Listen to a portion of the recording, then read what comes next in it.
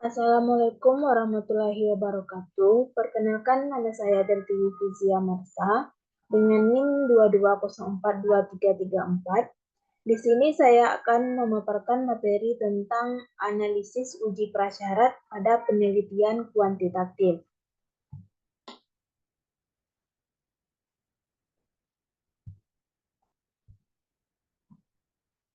Yang pertama, uji normalitas. Yang kedua, uji linearitas. Yang ketiga, uji heteroskedastisitas. Yang keempat, uji multikolonialitas. Dan yang kelima, uji autokorelasi.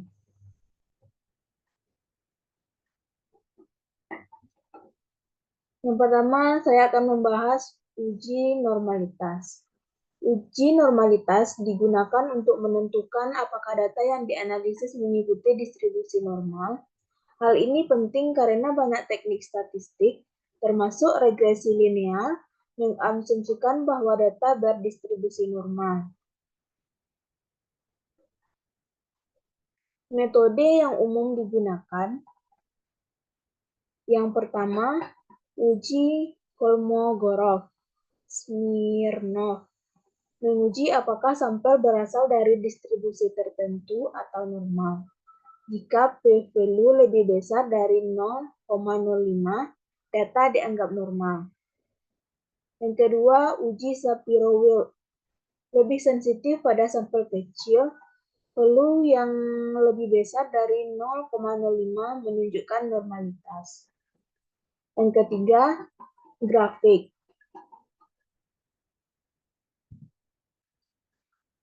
Histogram Q dan Q-plot dapat digunakan untuk visualisasi.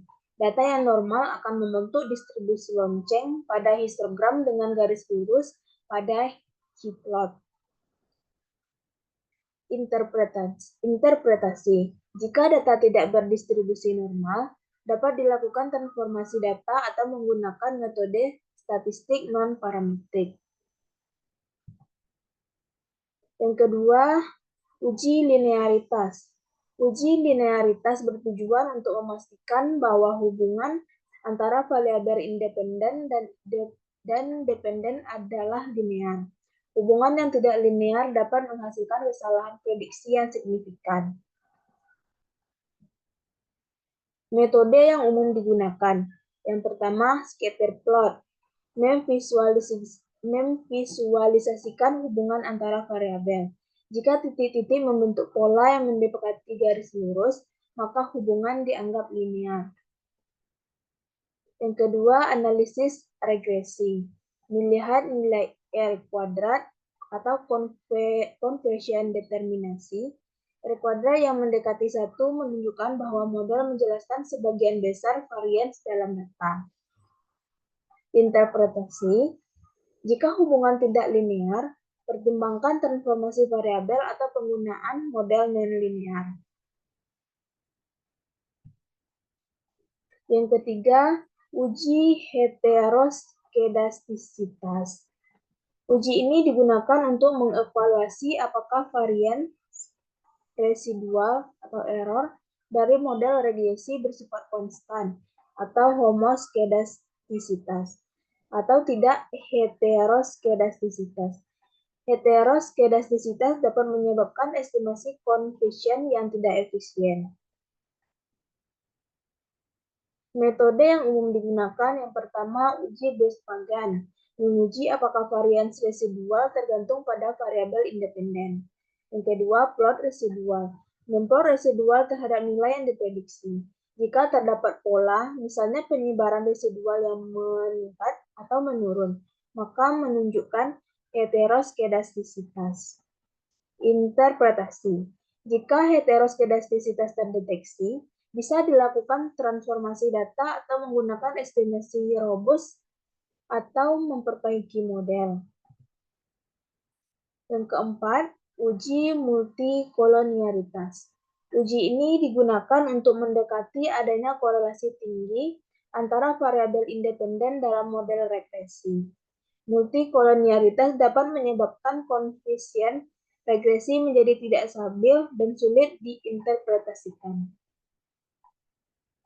Metode yang umum digunakan, yang pertama variance inflation factor atau VIF, mengukur seberapa banyak varian dan estimasi conversion meningkat karena multikolonialitas.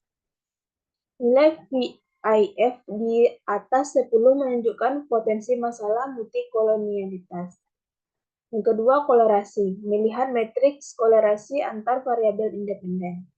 Interpretasi, jika ada multikolonialitas yang tinggi, pertimbangkan untuk menghapus salah satu variabel independen atau menggunakan teknik pengurangan dimensi seperti principal competence analysis. Yang kelima, uji autokorelasi. Uji ini digunakan untuk memeriksa apakah residual dari model regresi berkolerasi dengan nilai residual sebelumnya. Autokorelasi sering terjadi dalam deret waktu.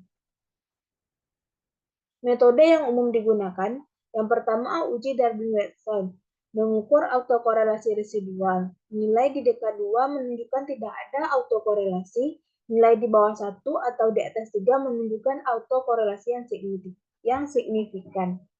Kedua, plot autokorelasi, menggunakan grafik autocorrelation function untuk melihat pola autokorelasi.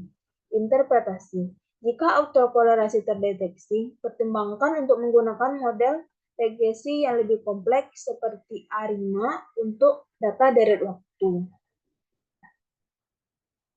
Uji prasyarat ini sangat penting dalam penelitian kuantitatif untuk memastikan bahwa model regresi yang digunakan valid dan dapat diandalkan. Dengan memenuhi semua asumsi ini, penelitian dapat mempercayai hasil analisis yang generalisasi dari temuan yang didapat. Sekian dari saya. Assalamualaikum warahmatullahi wabarakatuh.